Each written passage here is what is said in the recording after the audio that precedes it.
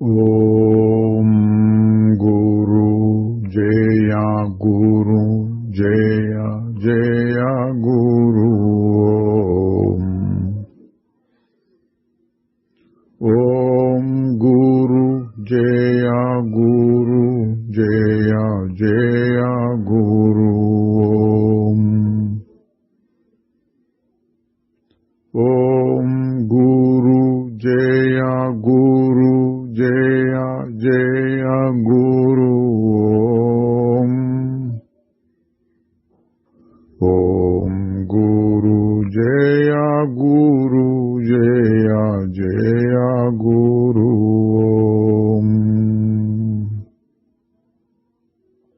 ఓం నమో భగవతే శ్రీ రమణాయ. శ్రీ రమణ మహర్షితో సంభాషణలు, రకరకాల ప్రశ్నలు, ఒకే రకం జవాబులు అనే ప్రవచన పరంపరలో 52వ భాగానికి వచ్చాం. ముందుగా ఇంతకు ముందు భాగంలోని ముఖ్యాంశాలు చూద్దాం. అవతార పురుషులను గురించిన చర్చ తీసుకొచ్చారెవరో. జ్ఞానుల కంటే కూడా అవతారాలు గొప్పవి. ఎందుకంటే వాటిలో అద్భుతమైన శక్తులు ఉంటాయి. ప్రపంచాన్ని మార్చివేసేటటువంటి శక్తులు కూడా వాళ్ళ దగ్గర ఉంటాయి. దానిపై వ్యాఖ్య ఏంటంటే, ఆ శక్తులన్నీ కూడా ఇంద్రియములకు గోచరించేవి, లేక మనస్సుకు తెలియబడేవి. తెలుసుకునేటటువంటి స్వరూపానికి వాటితో సంబంధం లేదు. సామాన్య మానవులెవరూ చేయలేనటువంటి సంఘటనలు జరుగుతాయి కదా అవతారాల వల్ల. అంటే సామాన్య మానవులు కూడా కలలో అద్భుతాలను చేయగలుగుతారు. కనుక అద్భుతాలను చూసి అవి చాలా గొప్ప అనకూడదు. జ్ఞాని త్వాత్మయమేమతం అంటే జ్ఞాని నా ఆత్మయే అని భగవద్గీత శ్లోకం ఉన్నది. అందువలన బ్రహ్మవేత్త బ్రహ్మమే అని చెప్పారు. తరువాత దేవుడున్నాడా అని ప్రశ్న వేస్తే, నువ్వున్నావా? నీ సంగతి ముందు నువ్వు తెలుసుకుంటే దేవుడి సంగతి కూడా పరిష్కారం అవుతుంది అన్నారు. ఎక్కువసేపు ధ్యానం చేద్దాం అనుకుంటాను, కానీ మనస్సు అలసిపోతోంది, తర్వాత నిద్ర కూడా వస్తోంది అన్నారు. మహర్షి గారు, నువ్వు ఎంతసేపు నిద్రపోయినా నీకు అలసట ఉండదు కదా, ధ్యానంలో ఎందుకు వస్తుంది అంటే అది అటూ ఇటూ తిరుగుతూ ఉంటుంది, దాన్ని పట్టుకురావాలి. కాబట్టి అలసిపోయేది నువ్వు కాదు, మనస్సు అని గుర్తించు అన్నాడు. తర్వాత ఎవరో ఒక ఫ్రాన్స్ దేశస్థుడు ఉన్నాడు. ఆయనకు చదువు సంధులేం లేకపోయినా కూడా కేవలం తన ఆత్మశక్తి, సంకల్ప బలం చేత అందరి రోగాల్ని నయం చేయగలిగేవాడు. అటువంటి సంకల్ప శక్తిని మీరు కూడా సంపాదించుకోండి అని చెప్తూ ఉండేవాడు అన్నారు. అప్పుడు మహర్షి గారు దానికి వ్యాఖ్య ఏం చేశారంటే, అటువంటి సంకల్ప శక్తి చేతనే శరీరం వచ్చి పడుతోంది, దానిపైన రోగాలు కూడా వస్తూ ఉన్నాయి అన్నారు. మరొకరు అడిగారు, ఆత్మకు ఆకారం లేదు, మరి దానిని ఏ విధంగా మనసులో నిలుపుకుని దానిపైన ధ్యానం చెయ్యవచ్చును అన్నారు. మహర్షి గారు ఏమన్నారంటే, ఆత్మ నిరాకారం, నువ్వు మనస్సు నిలపలేకపోతున్నావు. సరే, మనస్సు తెలుస్తోంది కదా, మనస్సు అంటే ఏమిటి అని వెతుకు అన్నారు. తరువాత పుణ్యక్షేత్రాల గురించి ఒక ప్రసక్తి వచ్చింది. కాశీలో చనిపోతే మోక్షం, చిదంబరాన్ని చూస్తే మోక్షం, అరుణాచలంలో నివసించినా చనిపోయినా మోక్షమే. వీటిని గురించి ఏమంటారు అంటే శివుని ఆజ్ఞ అలా ఉన్నది అంటారు అన్నాడు. దాని గురించి ఇంకా చర్చ వచ్చింది. జ్ఞానం వల్ల కదా మోక్షం వస్తుంది అనేది ఊరికే ఉండటము చనిపోవటం వలన ఎలా కుదురుతుంది అంటే మహర్షి గారు వేదాంతపరమైన వ్యాఖ్య చేశారు. కాశీ అంటే ప్రకాశించేది, అది హృదయమే. అరుణాచలము అంటే జ్ఞానాన్ని చూపించేటటువంటిది, అది నీ స్వరూపమే. చిదంబరం అంటే చిదాకాశం అంటే నీ స్వరూపమే. ఈ విధంగా అర్థాలు చెప్పుకోవాలి అన్నారు. అంటే నమ్మేవాళ్ళు శివుని ఆజ్ఞ నమ్ముతారు, వాళ్ళని చెడగొట్టొద్దు. అసలైన అర్థం ఇది అని మనం తెలుసుకోవాలి. తర్వాత చైతన్యానికి పరిమితులు కలిగితే అంటే హద్దులు ఇక్కడ వరకే అన్నట్లు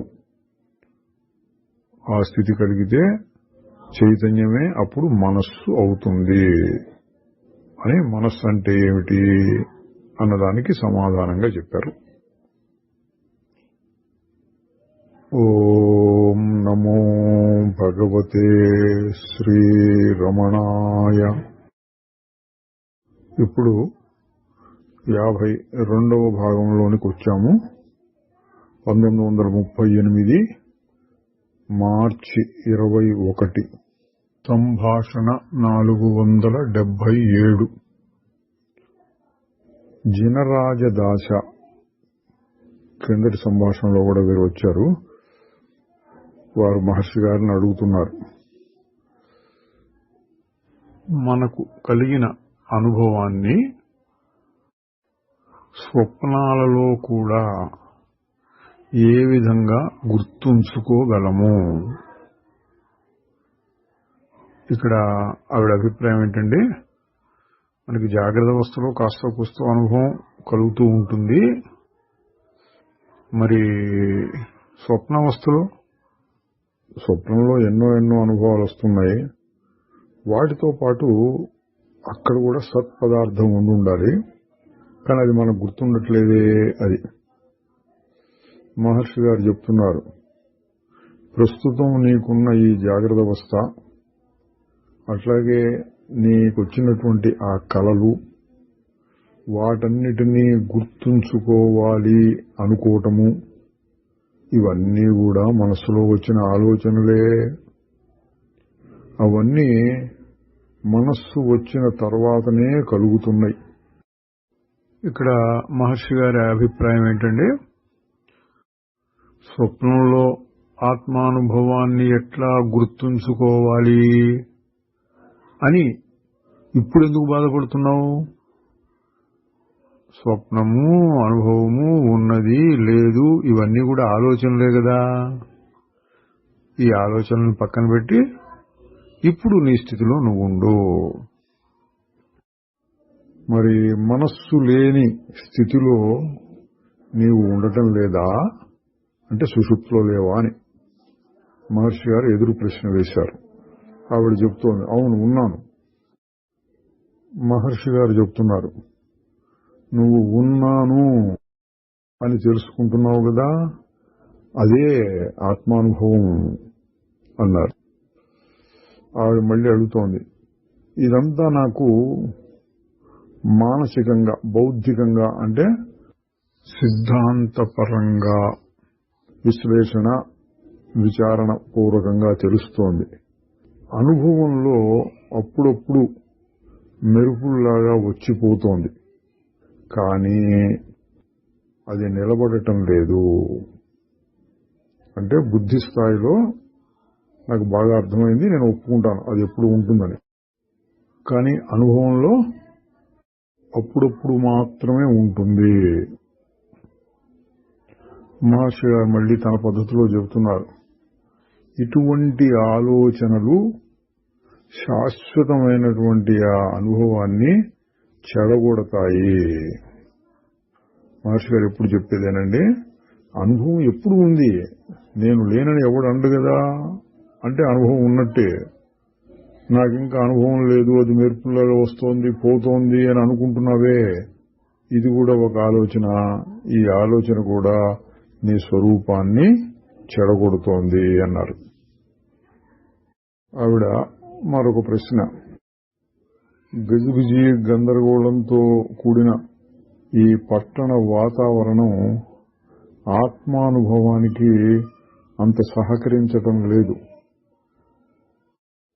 అడవుల్లోకి తరలిపోవటమే కావలసిన ఏకాంతాన్ని, నిశ్చలతని కలిగిస్తుందనుకుంటాను అని అడిగారు ఆవిడ.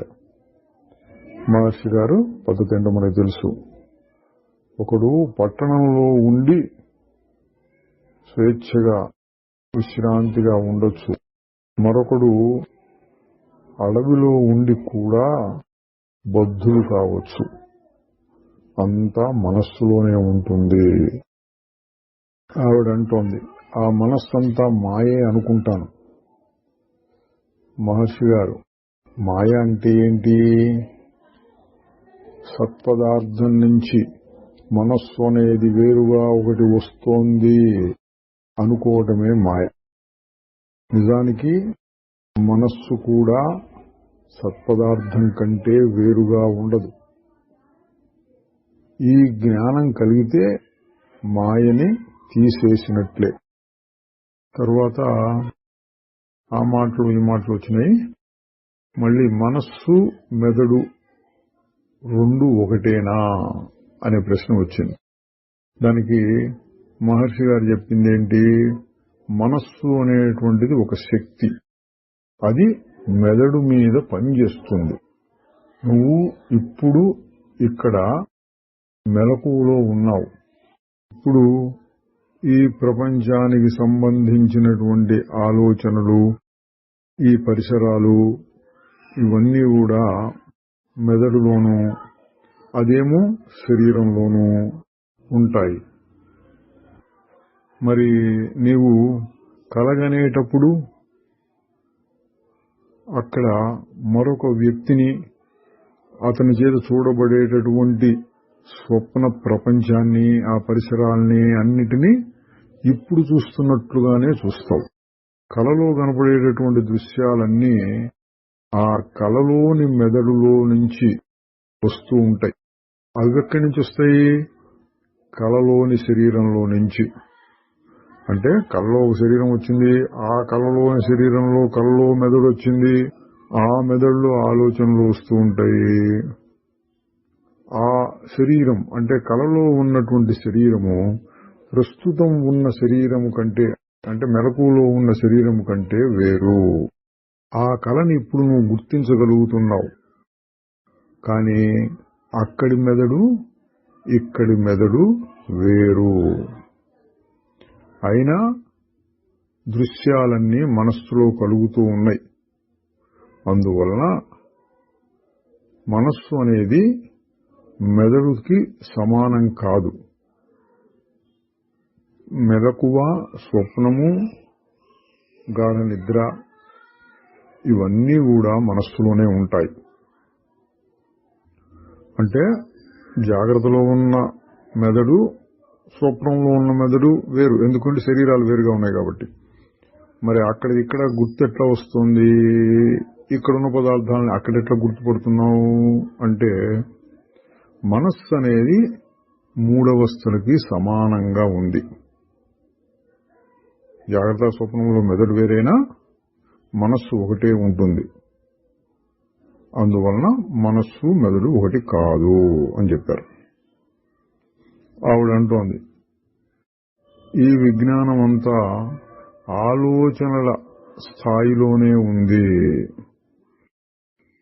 మహర్షి గారు అంటున్నారు, ఎవరి ఆలోచనలు, ఎవరి బుద్ధి?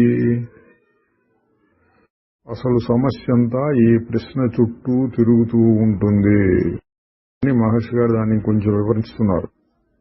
ఈ మనస్సు, బుద్ధి మొదలైనవి లేనప్పుడు కూడా నువ్వు ఉన్నావు అన్న విషయాన్ని అంగీకరిస్తున్నావు. నువ్వు నిజంగా అన్ని సమయాల్లోనూ లేకపోతే నేను ఉంటున్నాను అన్న విషయం నీకు ఎట్లా తెలుస్తోంది? కనుక నువ్వు ఉండటం, నీ ఉనికియే అనుభవము. నువ్వు లేకుండా పోయేటటువంటి ఒక్క క్షణాన్ని కూడా నువ్వు ఊహించలేవు. అందువలన అనుభవం లేని సమయమే లేదు అని మహర్షి గారు తన పద్ధతిలో చెప్పారండి. ఇక్కడ అనవసరమైనటువంటి ప్రశ్నల్ని తీసేయడానికి మహర్షి గారు ఉపయోగించేటటువంటి యుక్తి చూడండి. ఆవిడేమన్నది, ఈ విషయం అంతా మనస్సుకి బుద్ధి స్థాయిలో, అంటే కింద మీద పడి ఇదా ఇదా ఇదా అని విచారణ చేసి ఒక నిర్ధారణకు వచ్చాం. అప్పుడు బుద్ధి స్థాయిలో అర్థమైనట్టు. అనుభవం కాదు కదా అన్నట్లుగా ఆవిడ అడిగితే మహర్షి గారు ఏమంటున్నారు, ఎవరిది ఆ బుద్ధి అని ప్రశ్నించు. అప్పుడు సందేహం తీరిపోతుంది. ఎవరిది ఆ బుద్ధి? నాది. నేనంటే ఎవరు? అది తెలిసినాక బుద్ధి స్థాయిలో అర్థమవుతుందా, ఆత్మస్థాయిలో అర్థమవుతుంది, అంతా అనవసరం. ఇంకా అంటే కొంచెం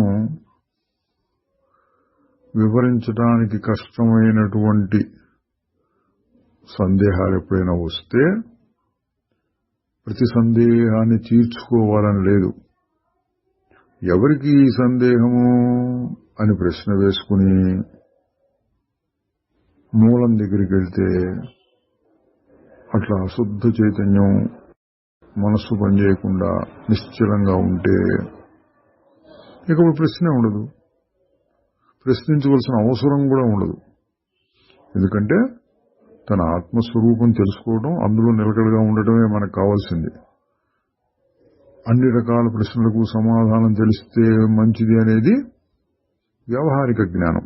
లోకంలో వాడు మనం చెప్తున్నాను అనుకోండి, స్కూలు, తర్వాత జూనియర్ కాలేజీ, తర్వాత పై కాలేజీ, తర్వాత యూనివర్సిటీ, తర్వాత రీసెర్చ్, అట్లా ఒక సబ్జెక్ట్లో బాగా పూర్తిగా ఇంకా ఇంకా ఇంకా ఇంకా తెలుసుకోవాలి. పూర్వం కూడా ఉండేవే ఇట్లా.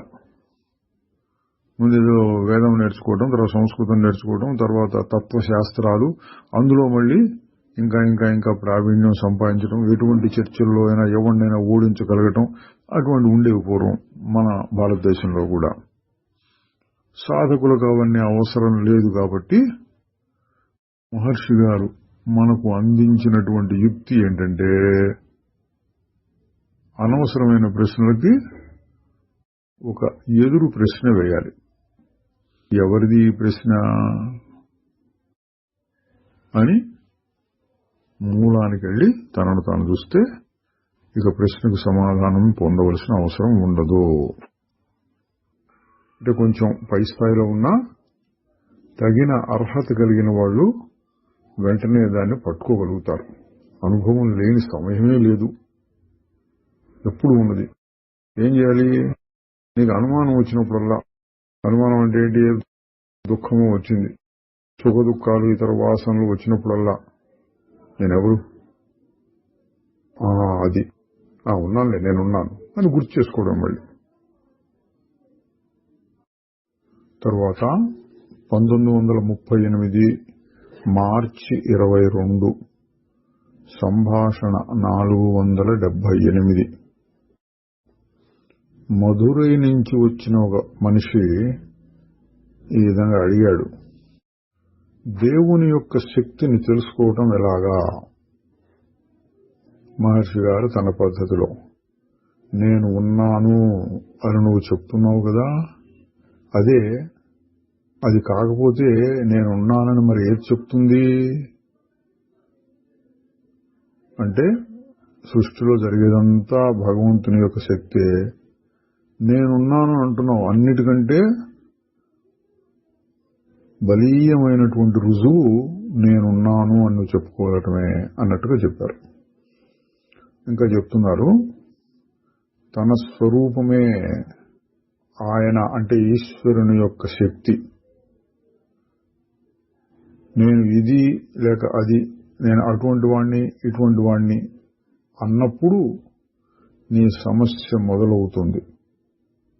అది చెయ్యకు, నువ్వు నువ్వుగా ఉండు అంతే. అంటే మహర్షి గారు ఎప్పుడు చెప్పేదనండి, నువ్వు నీ స్వరూపంలో ఉంటే అదే దేవుని యొక్క శక్తి, అదే దేవుడు. అప్పుడు నేను దేవుడు అని రెండు మాటలు ఉండవు, అంతా ఒకటైపోతుంది. ఆయన అడుగుతున్నాడు, ఆనందాన్ని అనుభవంలో పొందటం ఎలాగా? మహర్షి గారు, నేనిప్పుడు ఆనందం కంటే బయట ఉన్నాను అని ఆలోచనల నుండి విముక్తిని పొందడం ద్వారా. చూడండి మహర్షి గారి పద్ధతి, ఆయన స్థాయి. నువ్వు ఇప్పుడు ఆనందంలోనే ఉన్నావు అంటే సత్తు చిత్తు ఆనందం ఏ పేరు చెప్పినా అదే ఆత్మ, నీ స్వరూపం అదే. నేను ఆనందంగా లేను అని భావిస్తున్నావు, దాన్ని వదిలించుకోమంటున్నారు. ఆయన అంటున్నాడు, అంటే మనస్సు యొక్క రకరకాల స్థితుల నుండి దూరంగా ఉండాలా? మహర్షి గారి సమాధానం, తక్కిన అన్ని స్థితులను కాదని ఒకే ఒక్క దాంట్లో నిలబడి ఉండాలి. ఏదండి ఆ ఒక్కటి? మనకు తెలుసు. ఆయన మళ్ళీ అడుగుతున్నాడు, కానీ ఆనందం అనుభవానికి రావాలి కదా. ఇక్కడ ఆనందం అనే దాని గురించి ప్రశ్న వచ్చింది. ఇది కూడా చాలా మందికి వచ్చే అనుమానం అండి. నేను నిశ్చలంగా ఉన్నాను, ఆలోచనలేం రావట్లేదు, కానీ ఆనందం దొరకట్లేదే అంటూ ఉంటారు. అంటే ఏంటి? ఆనందం అనేది ఏదో కొత్త విషయం, ప్రస్తుతం మనం విషయాల్లో పొందే ఆనందం కంటే ఇంకా ఇంకా ఇంకా చాలా చాలా చాలా గొప్పగా ఏదో ఒకటి వస్తుంది అని ఎదురు చూడటం. అటువంటి ఎదురు చూడటమే ఒక చలనంగా ఉంటుంది. అందువలన ఆ ఎదురు చూపుతో ఉంటే అది నిశ్చలత కాదు. చూడటానికి ఏం లేదు, ఆలోచనలు అన్నట్టుగా ఉండొచ్చు, కానీ మనస్సులో అడుగునేముంది? ఆనందం రాలేదే, ఇంకా రాలేదే, ఇదేనా ఇటువంటి ఆలోచనలు చాలా సూక్ష్మంగా పనిచేస్తూ ఉండటం వలన ఆనందం రాదు. రెండవది ఏంటంటే, ఆనందం అనేటువంటిది తన సహజ స్థితి. కాబట్టి ప్రశాంతంగా ఉండటమే ఆనందం. అంతేగాని విషయాల్లో వచ్చిన పద్ధతిలో ఇంకోటేదో కొత్తగా ఇంకా ఎక్కువగా వస్తుంది అని అనుకోకూడదు. సరే, మహర్షి గారు చెప్తున్నారు, నిన్ను నువ్వు మరిచిపోకుండా ఉండటమే ఆనందము. నువ్వుగా ఉండక మరొకటిగా ఎలా ఉండగలవు? సహజస్థితియే ఆనందం, దాన్ని మర్చిపోతున్నావయ్యా అది చెప్పడం. ఇంకా అంటున్నాడు, అదే ప్రేమ యొక్క స్థానం, ప్రేమయే ఆనందము. ఇక్కడ ఆ ప్రేమ కంటే ఆ స్థానం వేరు కాదు. ఇక్కడ ప్రేమ అన్నదాని అర్థం ఏంటండి? మామూలుగా ఏదో సినిమాల్లో నవలల్లో వాడేటటువంటి అది కాదు. అన్నిటికంటే ఎక్కువగా దేన్ని ఇష్టపడతాము, దేనికోసం తక్కిన వాడన్నిటినీ త్యాగం చేయాలనుకుంటాము, అది ప్రేమ. అటువంటి ప్రేమ తన యందే ఉంటుంది. అన్నిటికంటే ఎక్కువ ప్రేమ తన యందే ఉంటుంది. ఆయన మళ్ళీ ఇంకో రకంగా ప్రశ్న వేస్తున్నాడు, నేను సర్వవ్యాపకంగా ఎలా ఉండగలను? ఇవన్నీ చదివి వచ్చిన వాళ్ళు మాట్లాడండి. అహం బ్రహ్మాస్మి అంటుంటారు, నేనే దేవుణ్ణి అని వస్తుంటే అక్కడక్కడ. ఆత్మ సర్వవ్యాపకమైనది అంటూ ఉంటారు. మరి నేను సర్వవ్యాపకం ఎట్లా అవుతాను అంటున్నాడు మహర్షి గారు. నేను ఇప్పుడు సర్వవ్యాపకం కాదు అనే ఆలోచనని వదిలిపెట్టు. అంటే ఆలోచన వదలంగానే సర్వవ్యాపకం అవుతానా అంటే ఆలోచనే. నేను శరీరం మాత్రమే అనేది ఒక ఆలోచన. అది లేకుండా ఉంటే నీ స్వరూపం బట్టబయలవుతుంది, అది అంతటా ఉన్నది అవుతుంది. ఆయన అడుగుతున్నాడు, నేను అన్ని పదార్థాల్లోనూ వ్యాపించి ఉండాలి కదా.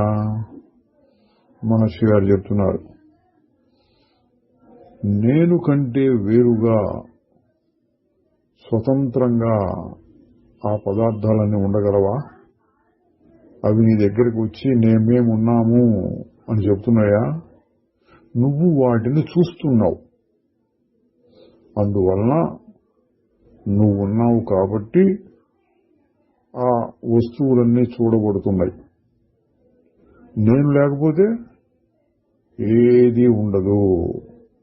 ఇదే అన్నిటి యందు వ్యాపించి ఉండటము. ఈ శరీరమే నేను, నాలో మరొకటేదో ఉన్నది అనే భావం వలన వేరువేరుగా పదార్థాలు కనబడుతూ ఉన్నాయి. అవన్నీ బయట ఉన్నట్లు అనిపిస్తున్నాయి. అవన్నీ నీలోనే ఉన్నాయి. ఒక వస్త్రం దాన్ని తయారు చేసిన దారపు పువ్వుల కంటే వేరా? ఏ పదార్థమైనా నాకంటే వేరుగా ఉండగలదా అన్నారు మహర్షి గారు. చాలా గంభీరమైనటువంటి విషయం అండి ఇది. అన్నిటా నేనున్నాను అనడానికి మహర్షి గారు చెప్పినటువంటి రుజువు ఏంటి? నేను తెలుసుకుంటేనే అన్నీ ఉన్నాయి. నా ఎదురుకుండా ఇప్పుడు గోడ ఉంది. గోడ ఎక్కడున్నది అంటే అక్కడెక్కడో బయట ఉన్నది అని అనుకుంటున్నావు, కానీ నిజంగా ఎక్కడుంది? నా తెలివిలో ఉంది. నా తెలివి ఓ చలనం వచ్చి మనస్సులాగా అయ్యి ఆ మనస్సులో ఈ గోడ అనేటువంటి బొమ్మ కనపడుతోంది. అంటే అన్నీ నా తెలివిలోనే ఉన్నాయి. నేను అన్నిట్లోనూ వ్యాపించి ఉన్నాను. నా తెలివి ఉంటేనే ఇవన్నీ ఉంటాయి, తెలివి లేకపోతే ఇవన్నీ ఉండవు. ఇది దృష్టిలో మార్పండి. దృష్టిం జ్ఞానమయం కృత్వా పశ్యేద్ బ్రహ్మమయం జగత్ అంటారు. దృష్టిని జ్ఞానమయం చేస్తే ప్రపంచమంతా బ్రహ్మగా కనపడుతుంది. బ్రహ్మ అంటే ఈ సందర్భంలో మహర్షి గారు చెప్పిన తెలివి అనుకోండి. దృష్టిలో మార్పు. ఇగో గోడ ఉన్నది, కుర్చీ ఉన్నది, నేనున్నాను, కాగితం ఉంది, పుస్తకాలున్నాయి, ఇట్లా అనుకునే బదులు నా యందు గోడ కనపడుతోంది, నా యందు పుస్తకం కనపడుతోంది, నా యందు ఈ సెల్ ఫోన్ కనపడుతోంది, నా యందు కుర్చీ కనపడుతోంది, అన్నీ తెలివిలోనే ఉన్నాయి. తెలివి అనేది ఎట్లా ఉంది? తెరలాగా ఉంది. ఇవన్నీ ఎట్లా ఉన్నాయి? తెర మీద వచ్చే బొమ్మల్లాగా ఉన్నాయి. ఈ దృష్టిలో మార్పు వచ్చేప్పటికి అంతటా నేను ఉన్నట్లే తెలుస్తుంది. తర్వాత సంభాషణ 479 ప్రశ్న, అన్ని మతాలలోనూ ఏది అత్యంత గొప్పది? భగవాన్ గారి పద్ధతి ఏమిటి? మహర్షి గారు ఇటువంటి వాదోపవాదాల్లో వారు చిక్కుకోరు. తెలుసు కదా మనకి. ఏమంటున్నారు? అన్ని మతాలు, అన్ని మార్గాలు ఒక్కటే. ఆయన మళ్ళీ అడుగుతున్నాడు, కానీ మోక్షం కోసం చాలా రకాల మార్గాలు సూచించబడుతున్నాయే. మహర్షి గారు అంటున్నారు, నువ్వు అసలు ఎందుకు మోక్షం కావాలంటున్నావు? ఉన్నవాడు ఉన్నట్లుగా ఉండలేవా? ఆయన అంటున్నాడు, నేను దుఃఖాన్ని తొలగించుకోవాలనుకుంటున్నాను. అది లేకుండా ఉండటమే ముక్తి అంటారు. మహర్షి గారు మతాలన్నీ అవే బోధిస్తున్నాయి. మళ్ళీ ఆయన ప్రశ్న, అన్నిట్లోనూ ఏది అత్యంత ఉత్తమమైనది?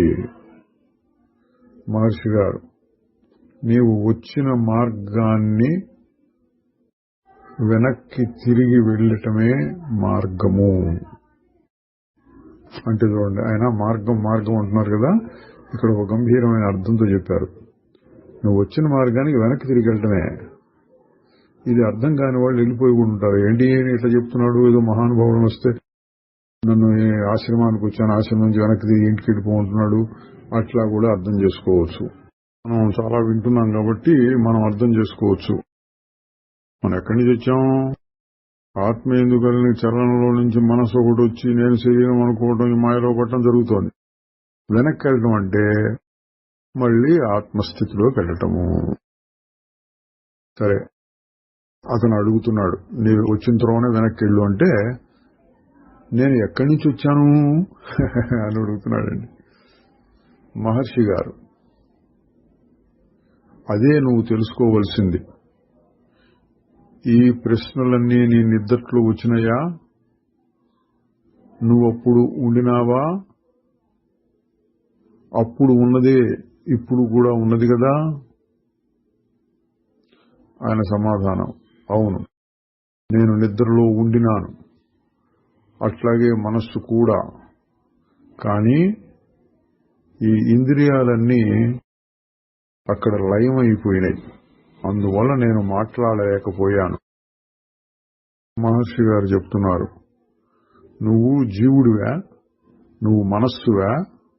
మనస్సు వచ్చి నేను నిద్రలో కూడా ఉన్నాను అని చెప్పిందా నీతోటి? అంటే ఆయన అన్నాడు కదా, నిద్రలో నేనుండినాను, అట్లాగే మనస్సు కూడా ఉంది. దాని మీద మహర్షి గారు అడుగుతున్నారు, మనస్సు వచ్చి నీతో చెప్పిందా నిద్రలో నేను కూడా ఉండినాను అని? దాని మీద మళ్ళీ అతను అడుగుతున్నాడు. అంటే మొదట్లో మహర్షి గారు దేవుని యొక్క శక్తి ఎట్లా తెలుసుకోగలము అంటే నేనున్నాను అని చెప్పడమే దేవుడు అన్నట్లుగా మహర్షి గారు చెప్పారు. దాని మీద అడుగుతున్నాడు. కానీ పెద్దలందరూ జీవుడు ఈశ్వరుడు కంటే వేరు అని చెప్తున్నారే అన్నాడు మహర్షి గారు. ఈశ్వరుని వదిలేసేయి, నీ సంగతి చెప్పు. ఆయన, నా సంగతి ఏముంది, నేనెవరిని? మహర్షి గారు, అదే, దాన్నే తెలుసుకోవాలి. అది తెలుసుకుంటే అన్నీ తెలియబడతాయి. లేకపోతే అప్పుడు అడుగు. ఆయన మళ్ళీ అంటున్నాడు, మెలకు వచ్చిన తర్వాత నేను ఈ ప్రపంచాన్ని చూస్తున్నాను. నిద్ర నుండి నేను మార్చబడ్డాను. అంటే నిద్రలో ఒక రకంగా ఉన్నాను, ఇప్పుడు మార్పు చెంది మెలకులోకి వచ్చాను అన్నట్లు చెప్తున్నాడు మహర్షి గారు. కానీ నిద్రలో ఈ సంగతి నీకు తెలియదు కదా. ఇప్పుడు గాని అప్పుడు గాని నువ్వు అదే ప్రకారంగా ఉంటున్నావు. ఇప్పుడు మారింది ఎవరు? నీ స్వభావం ఎప్పుడూ మారుతూ ఉండేదా, లేక ఎప్పుడు మారకుండా ఉండేదా? ఆయన అడుగుతున్నాడు. దీనికి రుజువేమిటి? మహర్షి గారు, నీ ఉనికికి మరొక రుజువు కావాలా? నిన్ను నీవు తెలుసుకుంటూ ఉండు, తక్కిందంతా తెలియబడుతుంది. అతడు ఒక సిద్ధాంతపరంగా మాట్లాడుతున్నాడు, కాస్త చదువు వచ్చిన వాళ్ళలాగా ఉన్నాడు. మరి అట్లాంటప్పుడు ఈ ద్వైతులు అద్వైతులు వాళ్ళల్లో వాళ్ళు ఎందుకు తగాదాలు పడతారు? మహర్షి గారు, ఎవడి సంగతి వాడు చూసుకుంటూ ఉంటే ఇక తగాదా ఏమీ ఉండదు. అంటే ఏంటి? నీకు నచ్చింది నువ్వు పట్టుకో, వాడికి నచ్చింది వాడు పట్టుకుంటాడు. వాడిని మార్చాలని నువ్వు, నిన్ను మార్చాలని వాడు. ఎందుకిది అన్నట్లుగా ఎవరి సంగతి వాళ్ళు చూసుకోండి, నీకేది నచ్చితే తీసుకో బాబు అన్నట్టు చెప్పారు. తర్వాత సంభాషణ 480. ఒక ఐరోపా దేశపు మహిళ శ్రీమతి గ్యాస్క్ అనేవావిడ ఒక కాగితం మీద ఏదో రాసి ఇచ్చింది. అందులో ఏమున్నదంటే, ఈ ప్రకృతికి అనంతమైన చైతన్యానికి మేము కృతజ్ఞతతో ఉంటాము, ఎందుకంటే మీరు మా మధ్యలో ఉన్నారు కాబట్టి. మీ యొక్క విజ్ఞానము శుద్ధమైన తెలివి మీద ఆధారపడి ఉన్నదని, జీవనము శాశ్వతత్వము అనే పునాదులపై నిర్మింపబడి ఉన్నదని మేము తెలుసుకున్నాము. మీరు మాకు be still and know that అంటే నిశ్చలంగా ఉండు, దానిని తెలుసుకో అన్న విషయాన్ని గుర్తు చేస్తున్నందుకు సంతోషిస్తున్నాము అని మహర్షి గారిని కాస్త పొగిడినట్లుగా చెప్పి, అంటే మహర్షి గారి యొక్క సంగతి, ఆయన బోధలు చదివి వచ్చిన వారిలాగా ఉన్నారు. తర్వాత ఒక ప్రశ్న అడుగుతున్నారు. ఈ భూమి యొక్క భవిష్యత్తు ఎలా ఉంటుందని మీరు అనుకుంటున్నారు? మహర్షి గారు చెప్తున్నారు, ఈ ప్రశ్నకు సమాధానము ఆ పక్క కాగితంలో ఉంది. Be still and know that I am God అంటే ఆవిడ చెప్పిన మాటే ఇప్పుడు చెప్పింది. Be still and know that అంతవరకు చెప్పింది, తర్వాత మాట చెప్పలేదు. మహర్షి గారు తర్వాత ఏమాట ఉంటున్నారు, know that I am God అంటే నిశ్చలంగా ఉండు, నేనే దేవుణ్ణి అని తెలుసుకో అని ఇంకా చెప్తున్నారు. ఇక్కడ నిశ్చలత్వం అంటే ఆలోచనల నుండి వేరుపడి ఉండటము. ఆవిడ ప్రశ్న, నేను అడిగిన ప్రశ్నకు సమాధానం రాలేదు. ఈ గోళానికి అంటే భూగోళానికి ఒక భవిష్యత్తు ఉండాలి కదా, అది ఏమిటి అంటే ఏంటి? యుద్ధాలు జరుగుతాయా, లేకపోతే పేలిపోతుందా, లేకపోతే అందరూ మహారాజుల్లాగా అయిపోయి అందరూ హాయిగా ఉంటారా, ఏం జరుగుతుంది? అది ఆవిడ తెలుసుకోవాల్సుకున్నది. అది అడుగుతోంది. మహర్షి గారేమో తన పద్ధతిలో చెప్తున్నారు. మహర్షి గారు చెప్తున్నారు, కాలము దేశము అనేవి రెండు ఆలోచనల నుండి పుట్టుకొస్తున్నాయి. ఆలోచనలు ఎగసి రాకుంటే ఈ భూమికి ఏ విధమైన భవిష్యత్తు ఉండదు. అంటే ఇది భూమి, ఈ భూమికి తర్వాత ఏమవుతుంది అనటం కూడా ఆలోచనేనమ్మా అంటున్నారు. ఆలోచన లేకపోతే భూమి లేదు, భూమి యొక్క భవిష్యత్తు లేదు. ఆవిడంటోంది, కాలము దేశము మనం వాటి గురించి ఆలోచించకపోయినా ఉంటాయి. మహర్షి గారు, అవి వచ్చి మేమున్నాము అని నీతో చెప్తాయా? వాటిని నీ నిద్రలో నీవు అనుభవిస్తావా? ఆవిడ, నిద్రలో నేను అచేతనంగా ఉంటాను అంటే ఏం తెలుసుకోకుండా ఉంటాను. మహర్షి గారు, అయినా నువ్వు నిద్రలో ఉండనే ఉంటావు కదా.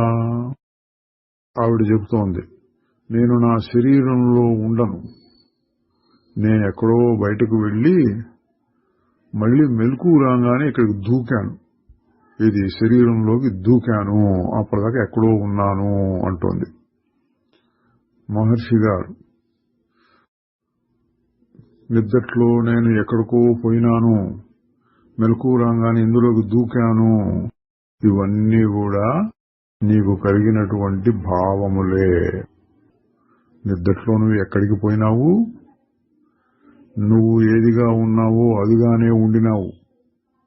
కానీ తేడా ఏంటంటే అప్పుడు నిద్రలో నీవు ఆలోచనల నుండి విముక్తురాలిగా ఉన్నావు. ఇప్పుడు ఆవిడ మహర్షి గారికి తను అడిగింది బాగా అర్థం కాలేదేమో అనుకుని ఇంకా స్పష్టంగా చెప్పాలని అంటోంది. ఈ ప్రపంచంలో యుద్ధాలు జరుగుతున్నాయి, వాటిని గురించి మనం ఎవరూ ఆలోచించకపోతే ఈ యుద్ధాలు ఆగిపోతాయా? అంటే మహర్షి గారు నువ్వు ఆలోచించకుండా ఉండు, అప్పుడు ప్రపంచం ఉండదు అన్నారు కదా. ఇవిడు అంటోంది మనం ఆలోచించకపోతే యుద్ధాలు ఆగిపోతాయా? మహర్షి గారు నువ్వు యుద్ధాలను ఆపగలవా? ఈ ప్రపంచాన్ని ఎవడు తయారు చేశాడో ఆయనే వాటి గురించి చూసుకుంటాడు. ఆవిడ ప్రశ్న,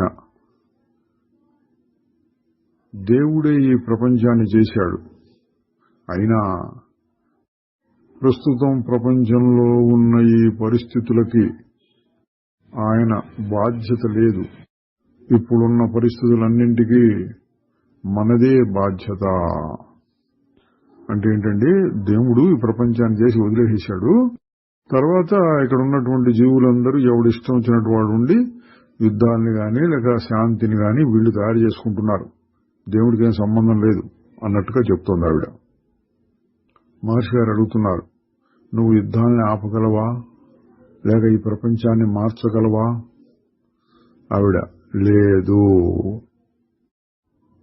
మహర్షి గారు అంటున్నారు, నీకు చేతగాని విషయాలను గురించి నువ్వు బాధపడటం ఎందుకు? నీ సంగతి నువ్వు చూసుకో, ప్రపంచం సంగతి ప్రపంచం చూసుకుంటుంది. ఆవిడ అడుగుతోంది, మేము శాంతి కాముకులం, ప్రపంచంలో శాంతిని నెలకొల్పాలి అని ప్రయత్నిస్తూ ఉంటాం. మహర్షి గారు, శాంతి ఎల్లప్పుడూ ఉన్నది.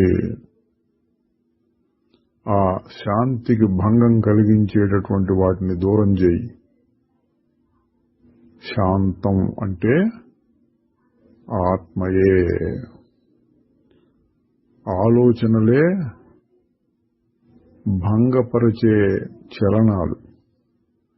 వాటి నుండి నువ్వు దూరం అయితే అప్పుడు నువ్వు అనంతమైన తెలివివి అవుతావు, అంటే ఆత్మవు. అప్పుడు పరిపూర్ణత, శాంతము ఉంటాయి. ఆవిడికి మరి అర్థం కాలేదేమో, మళ్ళీ మొదట్లో అడిగిన ప్రశ్నే అడుగుతోంది. ఈ ప్రపంచం ఏదో ఒక భవిష్యత్తు కలిగి ఉండాలి. మహర్షి గారు, ప్రస్తుతం వర్తమానంలో అది ఎట్లా ఉందో నువ్వు ఎరుగుదువా? ఈ ప్రపంచము తక్కినవన్నీ కలిపి ఇప్పుడు ఉంటాయి, భవిష్యత్తులో కూడా ఉంటాయి. అంటే ఏంటి? ఇప్పుడు ఉన్నటువంటి శాంతి, అశాంతి, యుద్ధాలు ఏమని చెప్పినా ఇవన్నీ ఇట్లా ఉంటూనే ఉంటాయి అని ఆవిడ అడుగుతోంది. ఈ ప్రపంచం ఎలా తయారైందంటే ఆకాశము అణువులు మీద చైతన్యం శక్తిని ప్రసరిస్తే ఈ ప్రపంచం తయారైంది. కొంత సైన్స్ను కలిపి మాట్లాడుతోందండి. మామూలుగా మనం పంచభూతాలున్నాయి, వాటి మీద పరమేశ్వరుని యొక్క శక్తి కలిసి ఈ ప్రపంచం సృష్టి అయింది అని ఇట్లా పురాణ పద్ధతిలో చెప్తూ ఉంటాం. ఆవిడ అణువులు, ఆకాశము, వాటి మీద చైతన్యం యొక్క ప్రభావం అనే మాటలు వాడింది. మహర్షి గారు, అంతా కలిపి ఈశ్వరుడు, శక్తి అనే 2 మాటల్లో చెప్పొచ్చు. నువ్వు ఇప్పుడు వాటికంటే వేరుగా లేవు. అవి నువ్వు అన్నీ ఒక్కటే, ఆ ఒక్క చైతన్యమే. అంటే ఆ ఒక్క చైతన్యం ఈ ప్రపంచం మీద పనిచేసి ప్రపంచాన్ని సృష్టించింది అంటే నీలో కూడా ఉంది, అన్ని పదార్థాల్లోనూ ఉంది కదా, అట్లా అంటున్నారు. కొద్దిసేపు నిశ్శబ్దంగా ఉన్న తర్వాత ఒక మహిళ వేరే ఆవిడగా అడిగింది, మీకు ఎప్పుడైనా అమెరికా వెళ్లే ఉద్దేశ్యం ఉన్నదా? మహర్షి గారు తన పద్ధతిలో చెప్తున్నారు చూడండి. అమెరికా అనేది సరిగ్గా భారతదేశం ఉన్న చోటే ఉన్నది. అంటే మనకి తెలుసండి ఏంటి దాని అర్థం. ఆలోచనల్లో మనస్సులో ఉన్నది అని. మరొక మహిళ అడిగింది, హిమాలయాల్లో ఏదో ఒక గుడి ఉన్నదని, అందులోకి ప్రవేశిస్తే విచిత్రమైనటువంటి స్పందనలు కలుగుతాయని, అందువలన అన్ని రకాల రోగాలు తగ్గిపోతాయని చెప్తారు. అటువంటిది సంభవమేనా? మహర్షి గారు చెప్తున్నారు, దాన్ని అవునని కాదని అనకుండా, నేపాల్లో ఏదో ఒక గుడి ఉన్నదని, అట్లాగే హిమాలయాల్లో కూడా కొన్ని స్థలాలు ఉంటాయని, అక్కడికి వెళితే మనుష్యులు స్పృహ కోల్పోతారని అంటారు. అంటే అంటారు అంతే, నాకు స్పష్టంగా తెలియదు, నువ్వు నమ్మితే నమ్ము అన్నట్లుగా అర్థమండి. తరువాత 1938 ఏప్రిల్ 29 సంభాషణ 482 ఇండోర్ నుంచి డాక్టర్ పాండే గారు ఆశ్రమ దర్శనం కోసం వచ్చారు. ఆయన తన సందేహాలు నివృత్తి చేసుకోవాలి అని మహర్షి గారిని ప్రశ్నించడానికి అనుమతి అడిగాడు. తర్వాత ఆయన ప్రశ్న, ఆత్మను సాక్షాత్కరించుకోవడానికి ఆచరణలో మార్గం ఏమిటి? మహర్షి గారు చెప్తున్నారు, ఒకడిని కళ్లకు గంతలు కట్టి అడవిలో పారేశారు. ఇది ఒక ఉపనిషత్తులో ఉన్న కథ అండి, దాని గురించి చెప్తున్నారు. అతడు గాంధార దేశస్థుడు. తన దేశానికి వెళ్ళటం కోసం కనపడ్డ వాళ్ళందరినీ అడుగుతూ అడుగుతూ అడుగుతూ వెళ్లి చివరికి తన గమ్యాన్ని చేరాడు. అట్లాగే అన్ని మార్గాలు ఆత్మసాక్షాత్కారానికే చేరుస్తాయి. అన్నిటికీ గమ్యం ఒకటే. చూడండి, ఒక్కొక్కడికి ఒక్కొక్కటి బాగుంటుంది. నేను చెప్పిందే గొప్ప అనేటువంటి పద్ధతి మహర్షి గారి దగ్గర లేదు. అన్ని చాలా పద్ధతులు ఉన్నాయి, నీకు ఏది నచ్చితే అది చూసుకో అన్నట్టు చెప్తున్నారు. ఆయన అడుగుతున్నాడు, ధ్యానం చేయటానికి ఒక ప్రతీకం ఉంటే తేలికవుతుంది. ప్రతీక అంటే గుర్తు అండి. ఒక దేవుని విగ్రహం, ఒక రూపం, ఆ విగ్రహాన్ని లేదా పటాన్ని లేదా బొమ్మని చూస్తూ కళ్ళు మూసుకుని అదే రూపాన్ని నిలుపుకోవడం, మళ్ళీ అవసరమైన బయట దాన్ని చూడటం, మళ్ళీ కళ్ళు మూసుకుని అదే రూపాన్ని చూసుకుంటూ ఉండటం. ఇట్లా దేవుళ్ళ బొమ్మలనే కాదు, గోడ మీద ఒక చుక్క పెట్టి దాన్ని చూసుకుంటూ ఉండటం, లేకపోతే శబ్దాల మీద ఓంకారమనో లేదా మరొక మంత్రమో శబ్దమో ఏదో ఒకటి పెట్టుకుని మనస్సుని దాని మీద ఏకాగ్రం చేస్తూ ధ్యానం చేయటానికి కుదురుతుంది. అది లోకంలో ఉన్న పద్ధతే. ఇటువంటివి వందలు వేలు ఉంటాయి, శబ్దాలు గాని, రూపాలు గాని, ఇతర భావాలు గాని. ఆయన దాని గురించి అడుగుతున్నాడు. ఒక ప్రతీక గుర్తు ఉంటే ధ్యానం తేలికవుతుంది. కానీ ఈ ఆత్మ విచారణలో అటువంటి ప్రతీక ఏమీ లేదు కదా అంటే, మహర్షి గారి పద్ధతి తెలుసుకుని వచ్చినవాడు మీరు చెప్పేదాంట్లో నేనెవరు అనటమే ఉంటుంది. కానీ ఫలానా దాని మీద, ఫలానా రూపం మీదనో శబ్దం మీదనో ఏకాగ్రత చేయడానికి ఏం లేదే అంటున్నాడు మహర్షి గారు. నువ్వు ఆత్మ ఉన్నది అని ఒప్పుకుంటున్నావు. నువ్వు ఏదైనా గుర్తు బొమ్మ లాంటి దాన్ని చూపించి ఇది ఆత్మ అంటున్నావా? బహుశా నీ శరీరాన్ని చూపించుకుని ఏది ఆత్మ అంటావేమో. కానీ నీ గాఢ నిద్రను చూడు, నువ్వు అక్కడ ఉంటావు కదా, అక్కడ ఏ గుర్తు ఉన్నది? కనుక ప్రతీక అంటే ఒక గుర్తు లేకుండానే ఆత్మను అనుభవంలో చూడవచ్చు. ఆయన ప్రశ్న నిజమేను, మీరు చెప్పిన మాటల్లోని శక్తిని నేను గమనిస్తున్నాను. కానీ నా ప్రశ్న ఏంటంటే, మంత్రాలు మొదలైనవి సహాయకారులా? మహర్షి గారు, అవి సహాయకారులే. మంత్రం అంటే ఏంటి? నువ్వు మంత్రం యొక్క సామాన్యమైనటువంటి శబ్దాలను గురించి ఆలోచిస్తున్నావు. నువ్వు దాన్నే మళ్లీ మళ్లీ అంటూ ఉంటే, అంటే జపం చేసేటప్పుడండి, దాన్నే మళ్లీ అంటూ ఉంటే తక్కిన ఆలోచనలన్నీ పక్కకు పోతాయి. మంత్ర జపం సంబంధించిన ఒకే ఒక్క ఆలోచన నిలుస్తుంది. కొంత అభ్యాసం తర్వాత అది కూడా ఆగిపోయి అనంతమైనటువంటి ఆత్మని దర్శింపజేస్తుంది. అదే మంత్రం అంటే అన్నారు. మంత్రము, ధ్యానము, భక్తి ఇవన్నీ కూడా చిట్ట చివరికి తన స్వరూపం దగ్గరికే, అంటే ఆత్మ దగ్గరికే చేరుస్తాయి. కొద్ది నిమిషాలు మౌనంగా కూర్చున్నారు. మళ్లీ మహర్షి గారే చెప్పడం మొదలుపెట్టారు. ప్రతివాడు ఆత్మయే, నిజానికి అనంతుడే.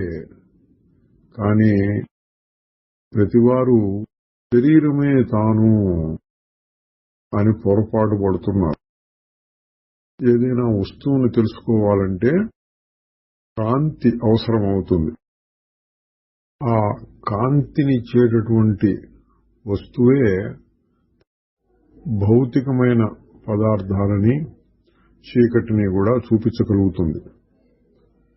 ఇప్పుడు మరొక కాంతి ఈ కాంతికి చీకటికి అతీతంగా ఉంటుంది.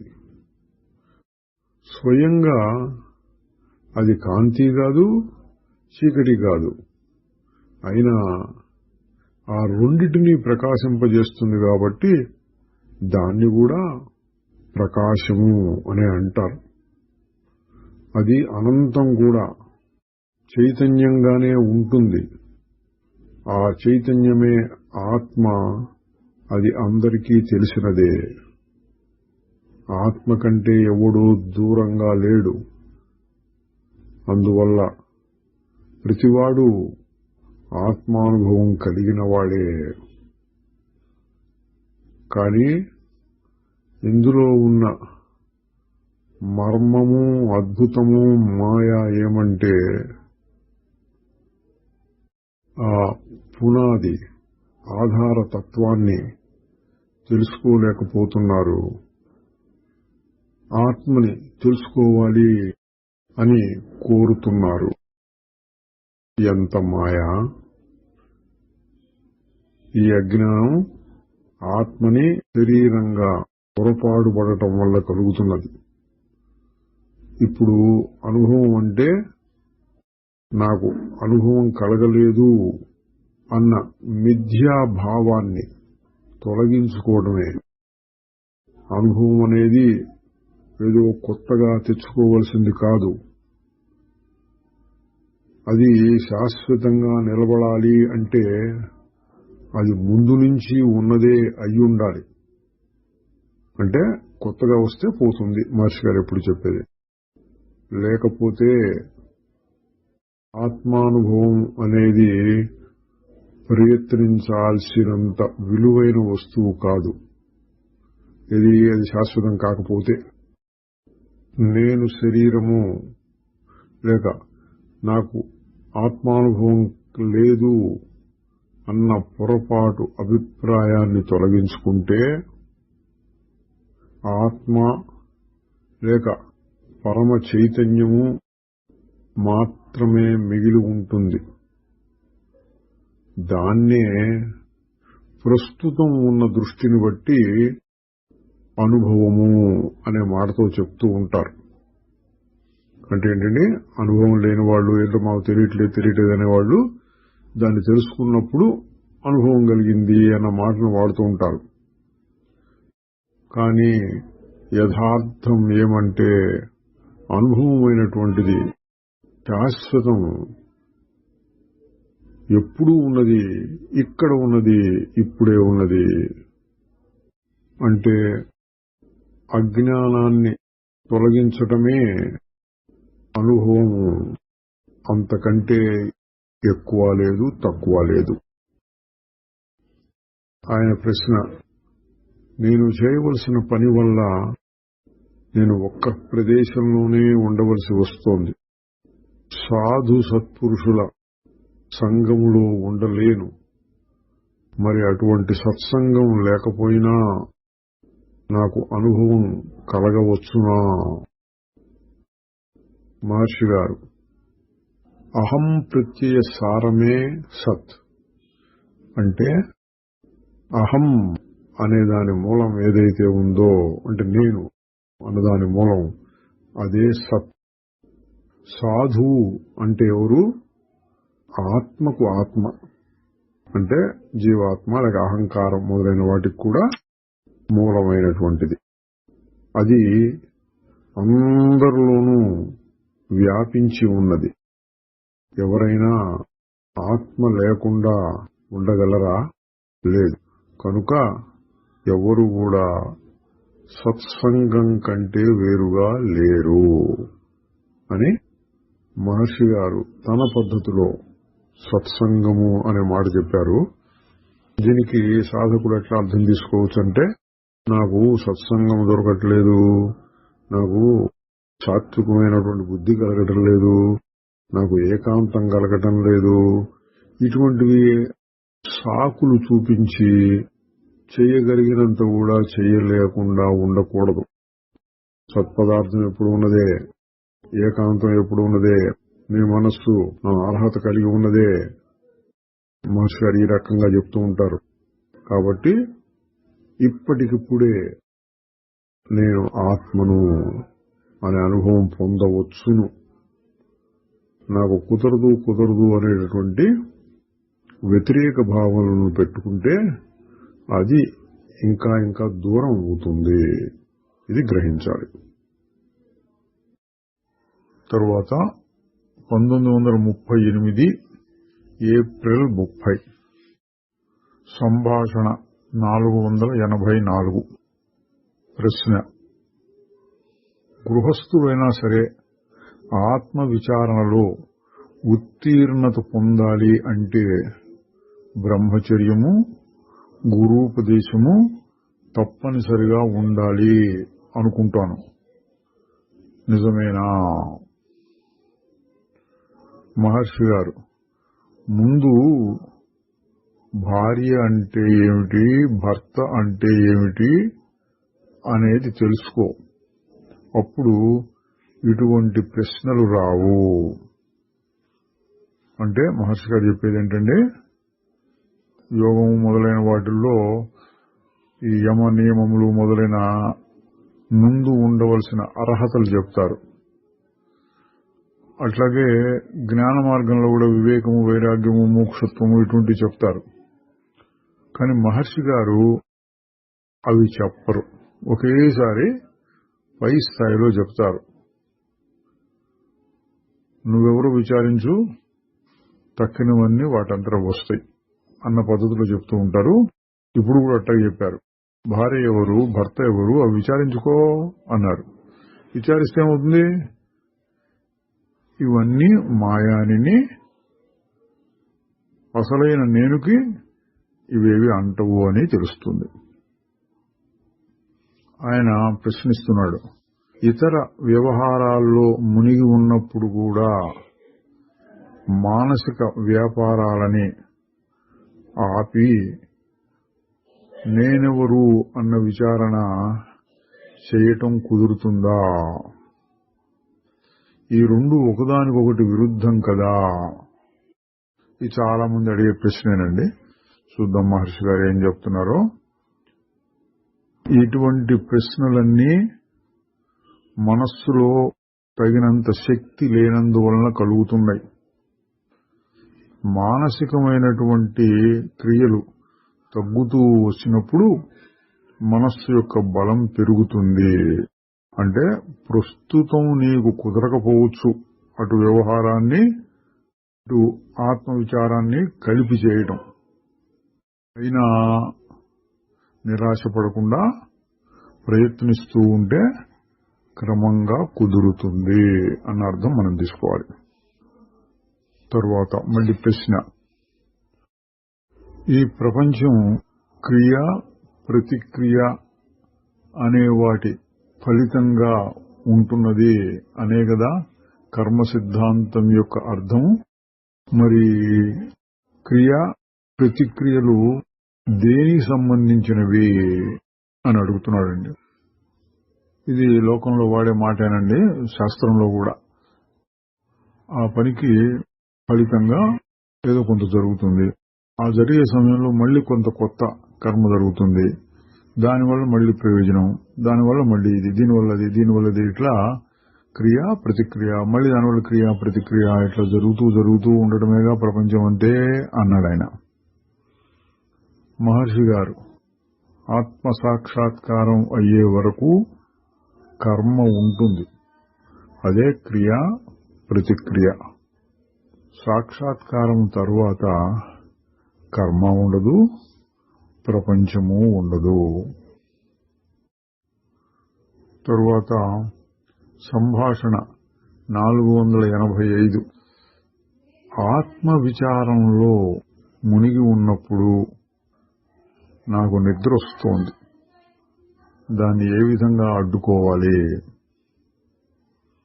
మహర్షి గారు నామ సంకీర్తనం చెయ్యి అన్నారు. ఇది అందరూ గమనించదగిన విషయం అండి. ఎందుకంటే చాలా మందికి ఈ పరిస్థితి అప్పుడప్పుడు వస్తూ ఉంటుంది. మహర్షి గారు చెప్పిన మందు ఏమిటి? నామ సంకీర్తనం. అంటే నిద్ర అనేటువంటిది తమో గుణం, దానికి విరుగుడుగా ఇది చేసుకోమన్నారు.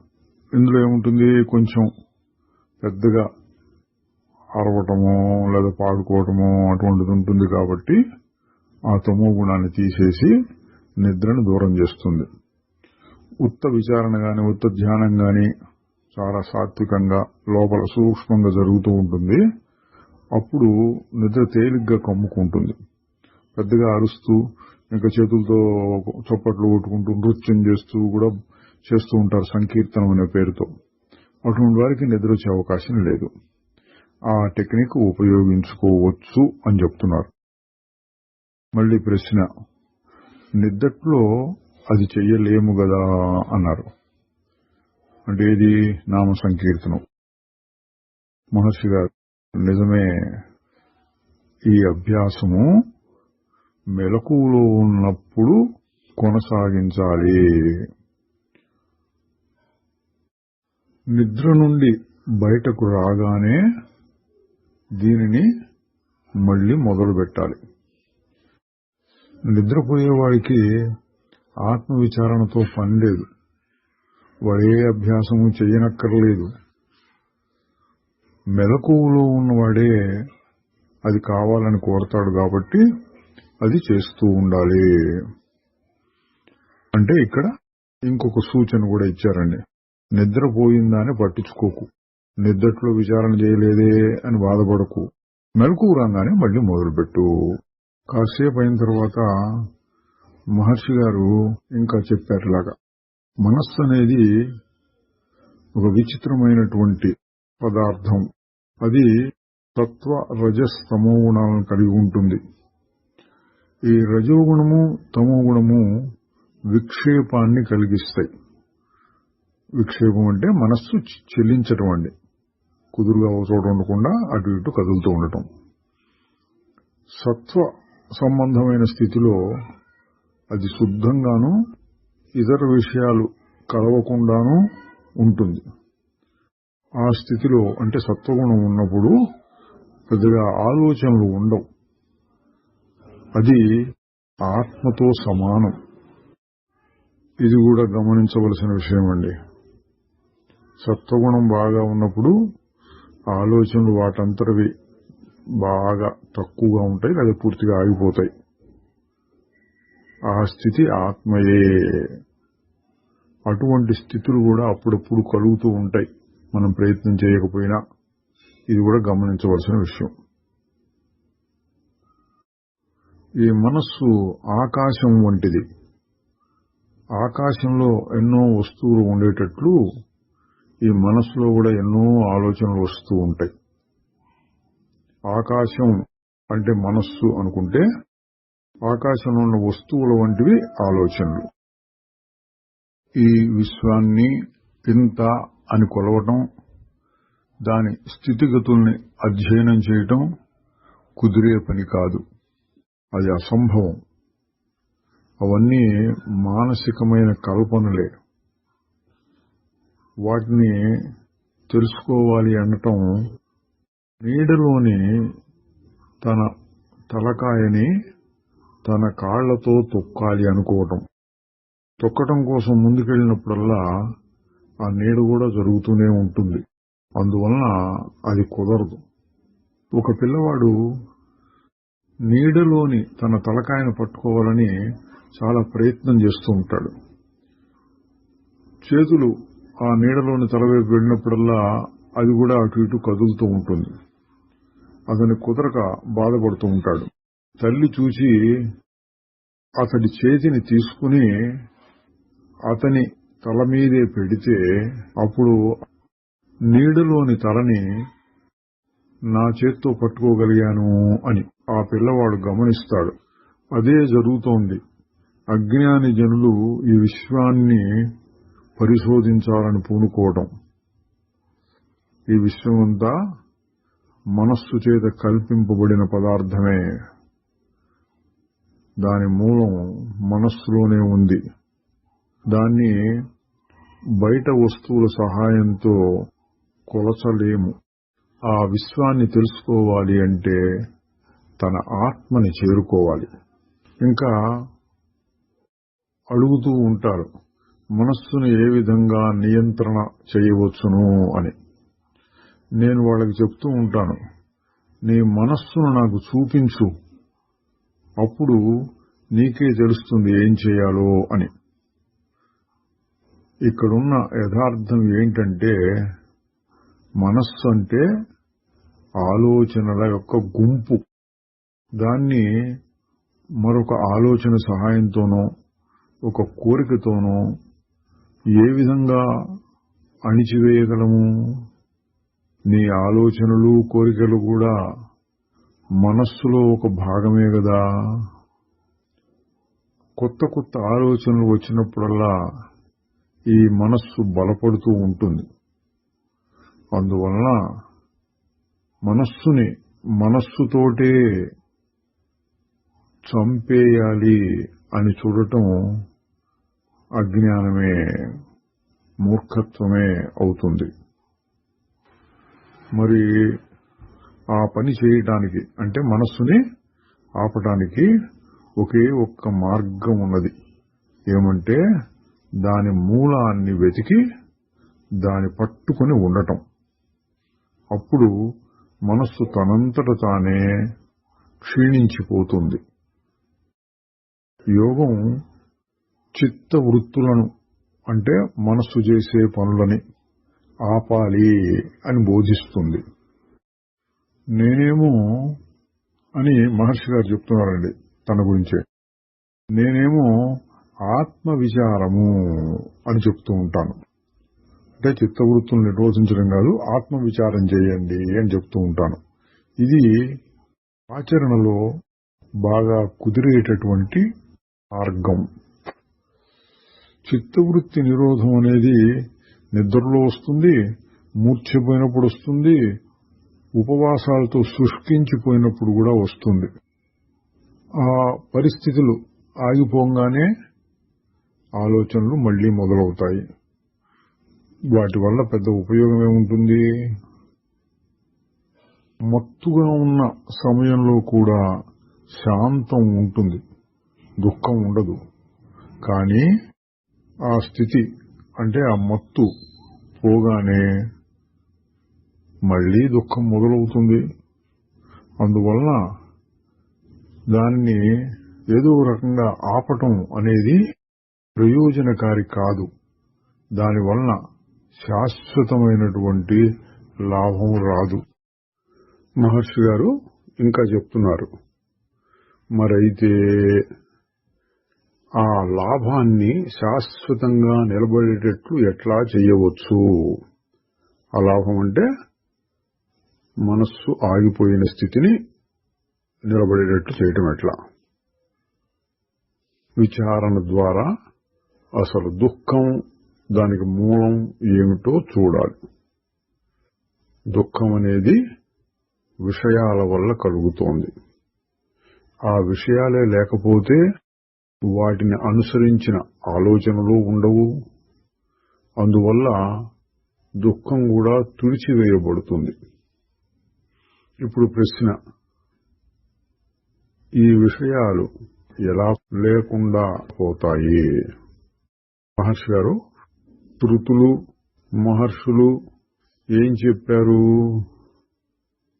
ఈ విషయాలన్నీ మానసిక కల్పనలే. ఇదండి వేదాంతంలో ముఖ్యమైన సూత్రం. అన్ని మనస్సు వల్ల కల్పింపబడ్డాయి. ఈ విషయాన్ని మనం చాలా విస్తారంగా ఎక్కడ చూచాం? యోగ వాసిష్టంలో మహర్షి గారు కూడా అదే చెప్పారు. ఇవన్నీ మానసిక కల్పనలని శృతులు, సాధువులు, మహర్షులు చెప్తున్నారు.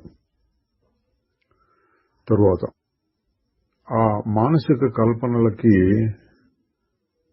నిలబడేటటువంటి లక్షణం లేదు, అంటే మారిపోతూనే ఉంటాయి. ఈ విషయాన్ని బాగా విచారణ చేయి, వారు చెప్పిన ఆ సత్యాన్ని నిర్ధారించుకో. అందువలన మనకి రావలసిన జ్ఞానం ఏమంటే, ఈ భౌతికమైన ప్రపంచం దృశ్యమైనటువంటిది దృక్ చైతన్యంలోనే ఉన్నది. ఇది కూడా ఇంతకుముందు మహర్షి గారు చాలాసార్లు చెప్పిందే. దృశ్య ప్రపంచం ఒకటి ఉన్నది, బయట ఒకటి ప్రపంచం ఉన్నది. దాన్ని మనం చూస్తున్నాం. మనం కూడా ప్రపంచంలో ఒక భాగమై దాన్ని చూస్తున్నాం. ఇది సామాన్యమైనటువంటి వ్యవహారిక లౌకిక జ్ఞానం. ఇక్కడ కొంచెం అతీతమైనటువంటి స్థితిలో చెప్తున్నారు. అసలు యథార్థం దృక్ అంటే చూచేటటువంటి, చూడటానికి ఉపయోగపడేటటువంటి తెలివి. దాన్ని ఎందుకు నొక్కి చెప్తున్నారు? అది మారటం లేదు కాబట్టి. దాన్ని మనం ప్రమాణంగా మొదటి స్థానంగా, అంటే అన్నిటికీ మూలంగా తీసుకుంటే, ఈ దృశ్య ప్రపంచం అంతా అందులో తోస్తూ ఉన్నది. అది లేకపోతే తోచదు, ఇది లేకపోయినా అది ఉంటుంది. ఇటువంటి యుక్తుల చేత నువ్వు నిర్ధారించుకోవాలి అని చెప్తున్నారు. ఏమని? ప్రపంచమంతా దృక్ అంటే చూచే దాంట్లోనే ఉంది, చూడబడేది ప్రత్యేకంగా లేదు. ఆ విధంగా చూస్తే ఆత్మ ఒక్కటే అసలైన సత్యం. అదే ఈ ప్రపంచం మొత్తాన్ని వ్యాపించి ఉంటుంది. దాన్ని ఇంకా మీరి కూడా ఉంటుంది. అంటే ప్రపంచం లేకపోయినా అది ఉంటుంది. ఇక్కడ ద్వైతం అనేది లేదు, అంటే రెండో పదార్థం లేదు. కనుక ఆ స్థితిలో ఆలోచనలు ఉద్భవించవు, నీ శాంతిని భంగపరచవు. ఇదే ఆత్మ సాక్షాత్కారం అంటే. ఆత్మ అనేది శాశ్వతం, దాని అనుభవం కూడా శాశ్వతమే అని మహర్షి గారు ఒక చిన్న ఉపన్యాసంలాగా చెప్పారు. అందులో ఇంకా కొన్ని అంశాలు కూడా తెలియజేశారు. వాటిని కూడా ఈ సంభాషణ కిందే రాశారు. ఇక్కడ అభ్యాసం అంటే ఎప్పుడెప్పుడు ఆలోచనల చేత చలింపజేయబడతావో అప్పుడప్పుడల్లా దాన్ని మళ్లీ ఆత్మలోనికి తీసుకురావటము. అంటే మనసు ఏదో ఒక దాని మీద ఏకాగ్రత చేయటము, లేక దాన్ని పూర్తిగా నశింపజేయటము అనే అర్థం కాదు. దానిని ఆత్మలోనికి నిలబెట్టాలి అన్నారు. ఇదే మనకి భగవద్గీతలో కూడా వస్తుందండి. అది ఆత్మన్యేవ వశంనయే వినైస్తనే రూపమేది. మెల్లిమెల్లిగా తీసుకొచ్చి మళ్ళీ ఆత్మ నిలబెడుతూ ఉండు అన్నారు. ధ్యానము, భక్తి, జపము మొదలైనవన్నీ నానా రకాలుగా వచ్చే ఆలోచనలని దూరం చేయడానికి ఉపయోగిస్తాయి. ఏదో ఒక్క ఆలోచనే నిలబడేటట్టు చేస్తాయి. అందువలన అది కూడా ఆత్మలో కలిసిపోతుంది. అంటే అది సూటిగా, అది విచారణ మార్గంలాగా సూటి అయిన పద్ధతి కాదు. కానీ క్రమక్రమంగా అది ధ్యానము, భక్తి, యోగం మొదలైన వాటి ఒకే ఒక ఆలోచన బాగా నిలబెట్టడం బాగా నేర్చుకుంటే తర్వాత అది కూడా తీసేసి ఆత్మీయంగా నిలబెట్టడం తేలికవుతుంది. కాబట్టి అవి కూడా సహాయకారులే అన్నారు. ఆ ప్రశ్నించిన ఆయన మళ్ళీ అడుగుతున్నాడు. ఇప్పుడు అంతా విన్న తర్వాత, ఆలోచనలు లేకుండా చేసిన మనస్సు సాక్షాత్కారాన్ని ఇస్తుంది అన్నారు కదా. ఆ స్థితిలో ఉండేటటువంటి అనుభవం ఎటువంటిది అని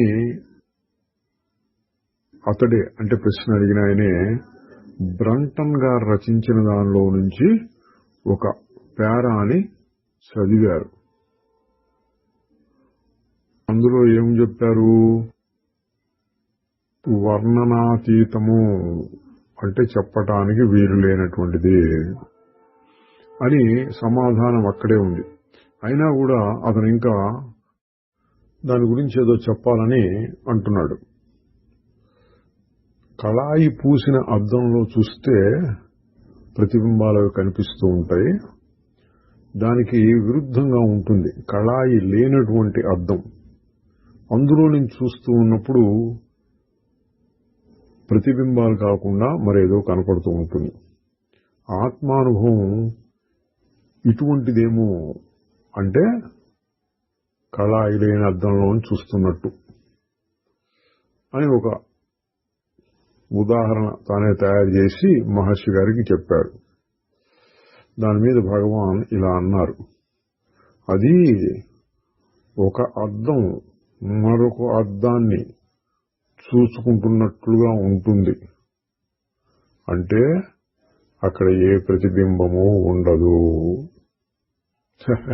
చూడండి మహర్షి గారి ఉదాహరణ ఎలా ఉందో. ఒక అద్దం ఎదుర్కొండా ముఖం పెడితే ముఖం కనపడుతుంది, లేదా ఒక వస్తువు పెడితే ఆ వస్తువు ప్రతిఫలిస్తుంది. అది కాకుండా అద్దాన్ని ఎదుర్కొండా ఇంకొక అద్దం పెడితే మధ్యలో ఏ వస్తువు లేదు. ఈ అద్దంలో ఆ అద్దం, ఆ అద్దంలో ఈ అద్దం, ఈ అద్దంలో అద్దం, అంటే మొత్తం శూన్యంగా ఉంటుంది. ఇప్పుడు పేరుకు అద్దాలుంటాయి, కనపడేదంతా శూన్యం, ఆకాశం అని మహర్షి గారు అన్నారు. తరువాత 1938 మే 2 సంభాషణ 486 గణపాత్రం అని ఆయన ప్రశ్నిస్తున్నాడు. నేనెవరు అనే విషయాన్ని నేను ఎలా కనుక్కోవచ్చు? మహర్షి గారు, కనుక్కోవడానికి అక్కడ 2 ఆత్మలున్నాయా? ఒకదాన్ని ఇంకొకటి కనుక్కోవడానికి? ఆయన మళ్ళీ ప్రశ్న, ఆత్మ అనేది ఒక్కటే ఉండాలి, కానీ అది 2 రకాలుగా ఉండొచ్చు. నేను అని, సంకల్పాలని. కాసేపైనాక ఆయనే మళ్ళీ అడిగాడు, దయచేసి నాకు తెలియజేయండి, నన్ను నేను ఎలా సాక్షాత్కరించుకోగలను? నేనెవరు అని జపం చేయమంటారా? మహర్షి గారు, కాదు, అటువంటి జపం చేయమని చెప్పటం లేదు. ఆయన మళ్ళీ, అయితే నేనెవరు అని ఆలోచించమంటారా? మహర్షి గారు, నేను ఆలోచన అంటే అహంకారం, అది బయటికి వస్తోంది అన్న విషయం నీకు తెలుస్తోంది కదా. ఆ ఆలోచనని, అంటే నేను అనే ఆలోచన, దాన్ని పట్టుకుని దాని మూలాన్ని కనుక్కో. ఆయన మళ్ళీ అడుగుతున్నాడు, ఆ పద్ధతి ఏంటో నేను తెలుసుకోవచ్చునా? మహర్షి గారు, నీకు ఇప్పుడు చెప్పిందే చేసి చూడు. ఆయన, నేనేం చేయాలో నాకు అర్థం కాలేదు. మహర్షి గారు, అది ఒక విషయం, వస్తువు లాంటిదైతే దాన్ని ఇదిగో అని చూపించడానికి కుదురుతుంది. ఇది నీకు, అంటే తెలుసుకునేవాడికి సంబంధించినటువంటిది, అంటే చూపించడం కుదరదు అని. ఆయన మళ్ళీ ప్రశ్న, కానీ నాకు అర్థం కావడం లేదు. మహర్షి గారు, ఏంటి నువ్వు ఉన్నావు అన్న సంగతి నీకు అర్థం కావట్లేదా? అతను దీన్ని అర్థం చేసుకోవడానికి ప్రయత్నం చేయకుండానే మళ్ళీ అడుగుతున్నాడు, దయచేసి నాకు ఆ మార్గాన్ని తెలియజేయండి. మహర్షి గారు అంటున్నారు, నీ ఇంట్లోకి వెళ్ళటానికి నీకే మార్గాన్ని తెలియజేయాలా? అట్లాగే అది నీలోనే ఉన్నది. మళ్ళీ అతను అదే అడుగుతున్నాడు. పాపం అర్థం కాలేదేమో. నేను ఏం చేయాలో దయచేసి నాకు సలహా ఇవ్వండి. మహర్షి గారు, నువ్వు ఏదైనా అసలు ఎందుకు చెయ్యాలి, ఏం చెయ్యాలి? ఊరక ఉండు. అది ఎందుకు చెయ్యవు? ప్రతివారు వారి స్థితికి తగినట్లుగా చెయ్యాలి. అతను మళ్ళీ అడిగాడు, దయచేసి నాకు ఏది సరిపోతుందో దాన్ని చెప్పండి, నేను మీ నుండి వినాలనుకుంటున్నాను. మహర్షి గారు సమాధానం ఇవ్వలేదు. ఇక్కడ మహర్షి గారి మౌనానికి అర్థమేమిటి చెప్పారు. మనస్సు, నేను ఆలోచన, దాని మూలాన్ని వెతకు అంటే ఇంకా ఏం చేయాలో చెప్పండి, ఏం చేయాలో చెప్పండి, ఎట్లా చేయాలో చెప్పండి అని అడిగాడు. కొంత చెప్పి, బాబు అది చెప్పబడేది కాదు, సూచన చేశాము, నువ్వే వెతుక్కోవాలి. అయినా సరే అతను ఇంకా అడుగుతున్నాడు. ఇక ఏం చెప్పకుండా మహర్షి గారు మౌనంగా ఉన్నారు. తరువాత సంభాషణ 487. ఒక ఇంగ్లీష్ యువతి మహర్షి గారి దగ్గరికి వచ్చింది.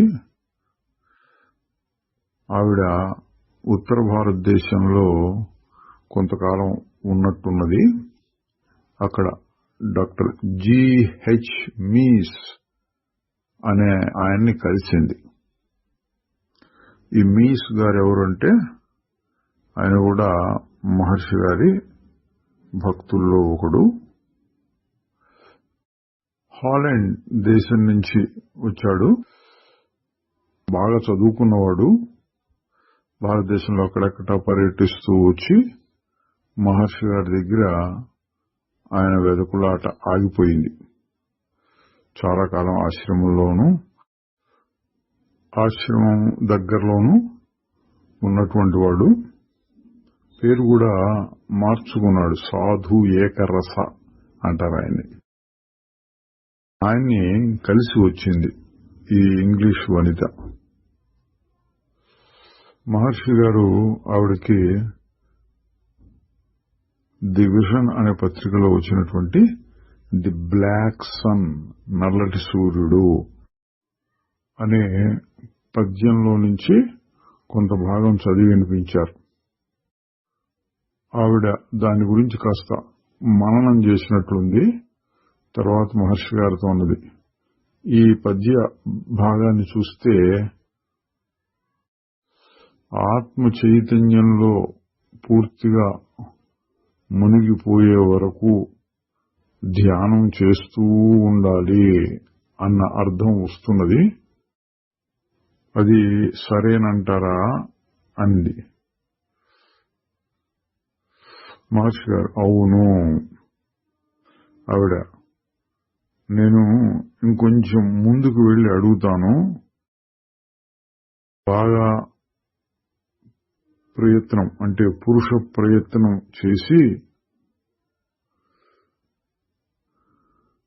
ఎక్కడికి వెళ్తే మళ్లీ తిరిగి రాకుండా ఉంటామో అటువంటి స్థితిని పొందాలా అని అడిగింది.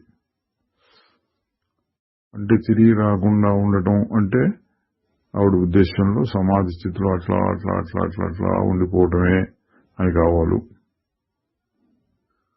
అప్పుడే భోజనాల గంట మోగిందని అందరూ లేచి వెళ్ళిపోయినారు. మహర్షి గారు సమాధానం చెప్పలేదు. తర్వాత మళ్లీ మధ్యాహ్న సమయంలో ఆవిడ కొనసాగించింది. ఆవిడ మహర్షి గారితో ఇంకా చాలాసేపు మాట్లాడింది. అది తరువాతి భాగంలో మనం చూస్తాం. ఓం నమో భగవతే శ్రీరమణాయ. చిదానందరూప